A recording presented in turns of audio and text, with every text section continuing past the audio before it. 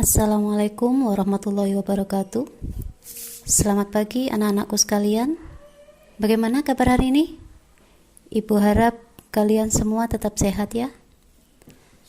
Hari ini bersama saya Ibu Ninin Dwi Putri Asih, guru pengampu mata pelajaran produktif. Hari ini kita akan mempelajari tentang mapel keamanan pangan. Tapi sebelum kita memulai pelajaran, alangkah baiknya kita berdoa terlebih dahulu. Berdoa dipersilahkan. Selesai. Untuk bab 1, kita akan mempelajari tentang sanitasi higien makanan. Tujuan mempelajari sanitasi higien makanan ada 4 tujuan. Yang pertama adalah siswa diharapkan mampu menjelaskan pengertian sanitasi higien makanan. Yang kedua, siswa diharapkan mampu menjelaskan ruang lingkup sanitasi higien makanan. Yang ketiga, siswa diharapkan mampu menjelaskan manfaat sanitasi higien makanan. Dan yang terakhir, siswa diharapkan mampu menerapkan sanitasi higien makanan pada kehidupan sehari-hari. Definisi keamanan pangan dan pangan. Pangan adalah segala sesuatu yang berasal dari sumber hayati dan air, baik yang diolah maupun yang tidak diperuntukkan sebagai makanan atau minuman bagi konsumsi manusia. Sedangkan keamanan pangan atau food safety menurut Undang-Undang Republik Indonesia Nomor 18 Tahun 2012 merupakan kondisi dan upaya yang diperlukan untuk mencegah pangan dari kemungkinan cemaran yang dapat merugikan dan membahayakan kesehatan manusia serta tidak bertentangan dengan agama, keyakinan, dan budaya masyarakat, sehingga aman untuk dikonsumsi. Nah, kemungkinan cemaran pangan ini ada 3 macam. Yang pertama adalah cemaran fisik, yang kedua adalah cemaran biologis, dan yang ketiga adalah cemaran kimia. Pengertian sanitasi dan higien makanan. Sanitasi merupakan usaha maupun tindakan dari seseorang terhadap lingkungan sekitarnya agar terkondisi bersih dan sehat. Sedangkan higien merupakan usaha untuk memelihara dan melindungi diri agar tetap sehat. Dari pengertian di atas, terdapat perbedaan, yaitu kalau sanitasi hanya menitik beratkan pada kebersihan lingkungan, sedangkan higien ini menitik beratkan pada kesehatan. Jadi kesimpulannya, sanitasi dan higien makanan merupakan usaha atau upaya untuk mencegah terjadinya risiko kerusakan dan keracunan makanan. Ruang lingkup sanitasi higien makanan. Di sini, ruang lingkup sanitasi higien makanan terdiri dari 3. Yang pertama yaitu kesehatan pribadi atau personal hygiene. Kesehatan pribadi atau personal hygiene ini terdiri dari kebersihan tubuh, yaitu kita harus menjaga kebersihan tubuh kita. Contohnya kita mandi sehari minimal 2 kali.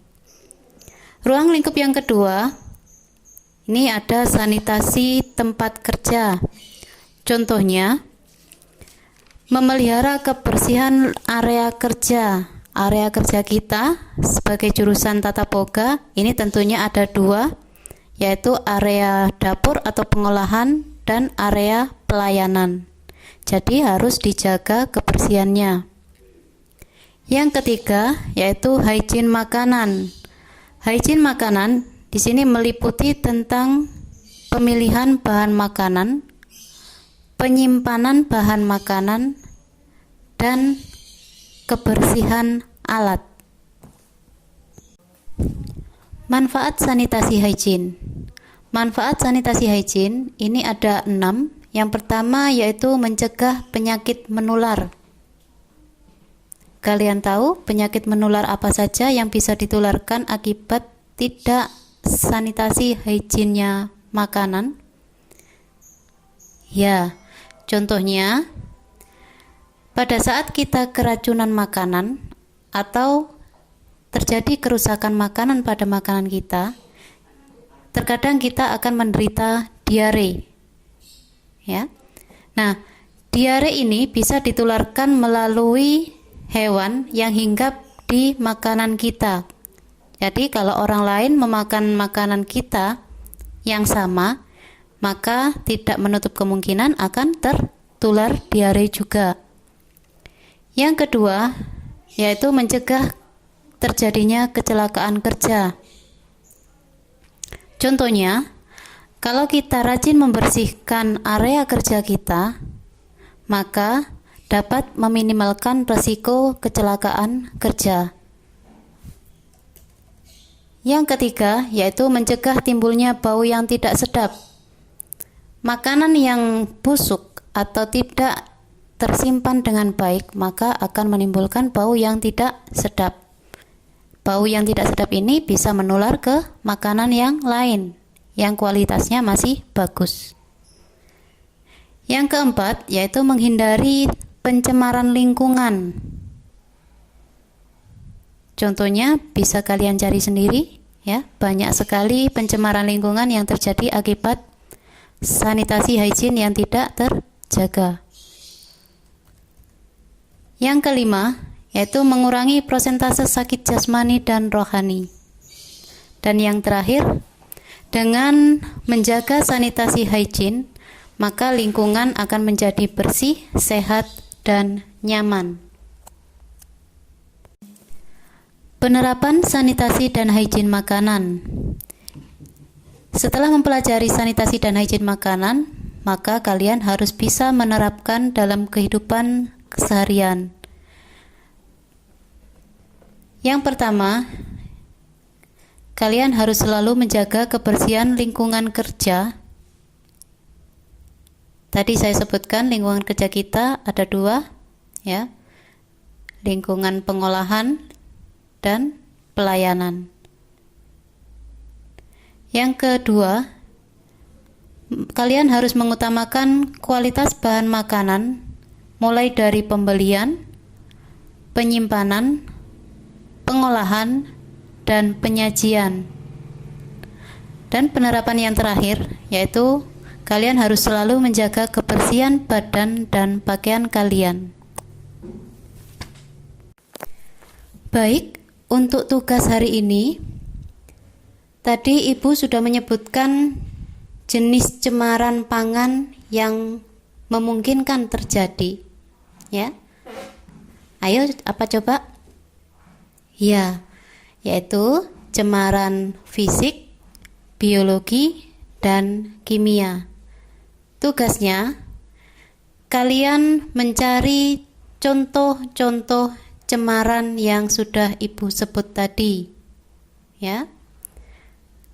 Kalian tulis sebanyak-banyaknya, semakin banyak maka akan semakin luas wawasan kalian. Demikian pembelajaran kita kali ini. Semoga mudah kalian pahami dan bermanfaat. Wassalamualaikum warahmatullahi wabarakatuh.